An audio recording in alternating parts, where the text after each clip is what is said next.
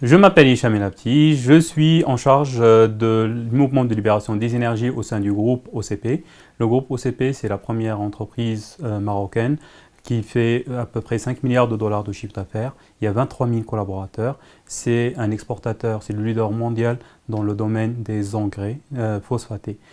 Donc c'est une entreprise qui a vu le jour en 1920. Donc dans 3 ans, nous allons fêter notre centenaire.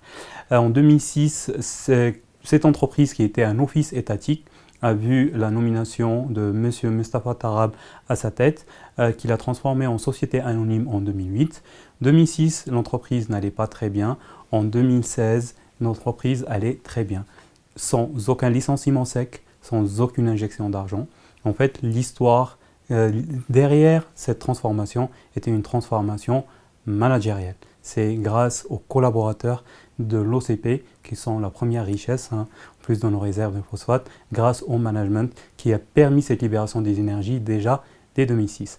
L'année dernière, le premier trimestre 2016, il y a un travail au niveau de la direction générale qui a pensé à ne pas rester au niveau good, parce qu'on était bien, les indicateurs de performance étaient plutôt pas mal, que ce soit au niveau de la production, que ce soit au niveau financier, et on ne voulait pas rester là. Donc la direction générale s'est dit, que doit-on faire pour préparer la nouvelle courbe stratégique?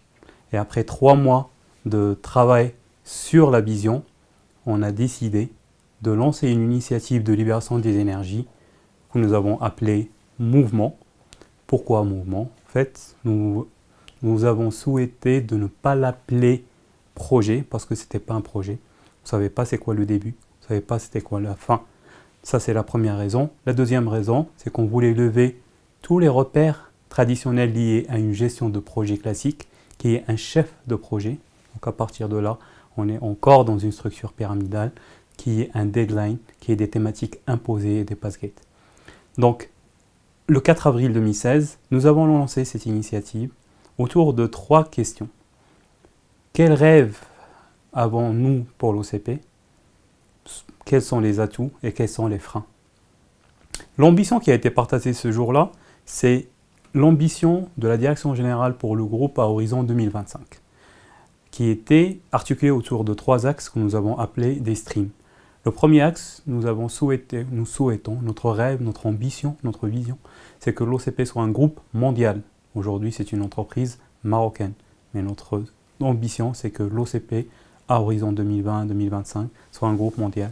Que ce soit un groupe digital et que ce soit une entreprise d'apprenants. Comment faire? Ce n'est pas la direction générale de faire. C'est là où en fait il y avait l'innovation. C'est la direction générale qui a invité tous les collaborateurs OCP à écrire cette histoire, à dessiner ce chemin. D'où le terme mouvement. On ne sait pas c'est quoi la fin. C'est aux collaborateurs d'écrire cette histoire. Alors justement, parlez-nous un petit peu de ce mouvement, puisqu'il n'est pas structuré, qu'il n'a ni début ni fin. Racontez-nous donc comment fonctionne le mouvement concrètement dans la vie de l'entreprise depuis 1 an et demi maintenant. Depuis 1 an et demi, le mouvement est structuré autour de ce qu'on appelle des situations.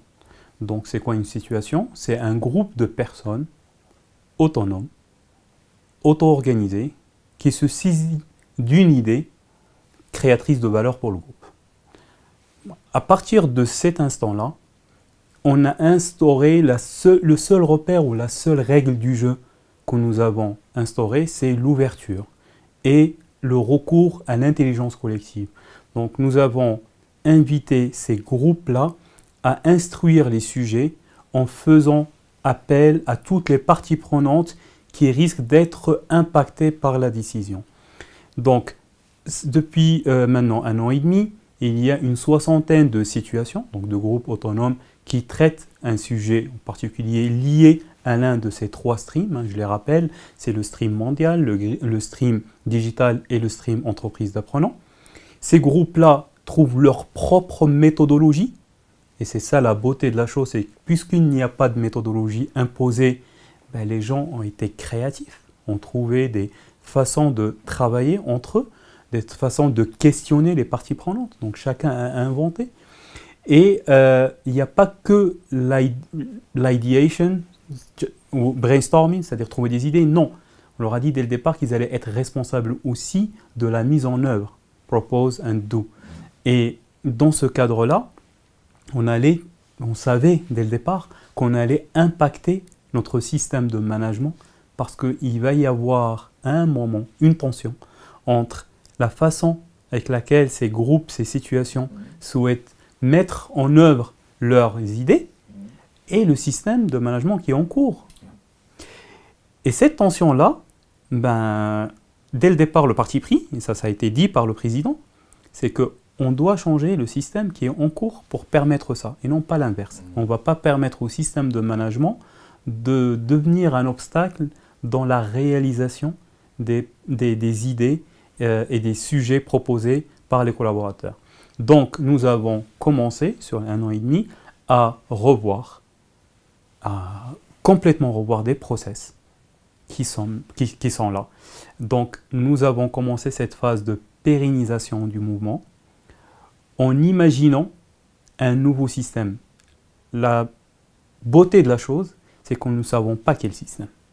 Donc, et le parti pris, c'est faire confiance à l'intelligence de tous les collaborateurs, faire confiance à cette libération des énergies pour nous outiller, nous, en tant que corpus de corporate, de trouver le bon modèle opérationnel ou le bon système de management qui va permettre de nous préparer à la nouvelle courbe stratégique qui va être complètement différente de celle où on est aujourd'hui parce que le monde a tout simplement changé. Donc, nous ne pouvons pas l'appréhender avec la même façon que sur les 30 ou 40 dernières années.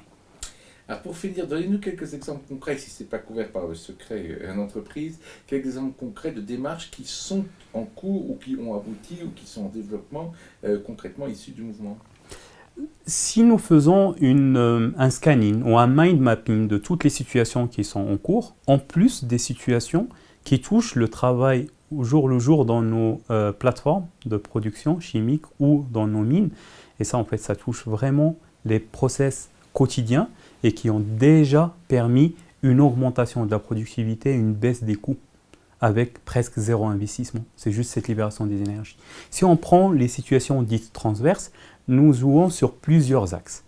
Il y a un axe sur la culture, parce que c'est important. Quelle culture d'entreprise devons-nous avoir pour qu'on puisse se dire un groupe mondial? Sur l'agilité, sur quel processus nous doit-on agir pour qu'on soit plus agile? Sur la diversification de l'offre, notre offre de services et de produits, sur le digital, comment le digital peut être créateur de valeur pour le groupe, sur le développement durable, parce que nous sommes là, nous avons un écosystème, il y a une responsabilité sociétale qui est là. Donc, nous prenons ces dimensions-là, les situations les traitent. Il y a des situations qui sont vraiment que dans l'acculturation. Dans ce cadre-là, ils ont créé des forums où nous invitons des personnalités imminentes qui viennent nous éclairer, nous acculturer, nous donner de la matière intellectuelle pour mieux appréhender le monde. Il y a des situations qui touchent vraiment notre core business, mais avec un autre regard.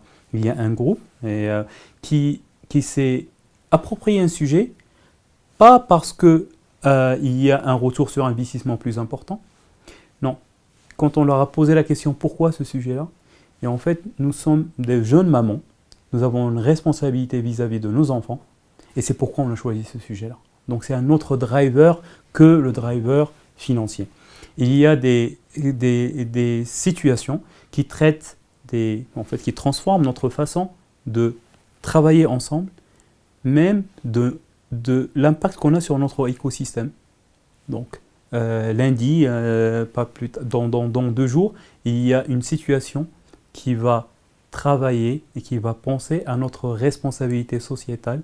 Vous savez, le président nous a donné l'occasion de travailler 4 semaines à titre gratuit, c'est en plus de nos congés payés, pour aller travailler dans les associations, dans les fondations qui nous entourent, qui sont au Maroc. Donc, mais comment faire?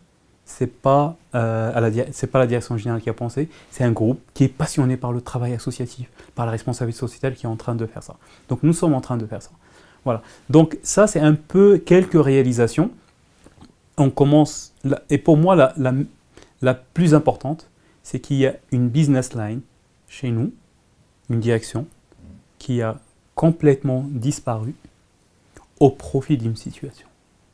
Donc, il y a une ligne où, en fait, qui est en train de disparaître, qui a été remplacée par une situation, qui est en train de travailler sur un nouveau mode de management, sur un nouveau système pour mieux servir la cause de l'OCP.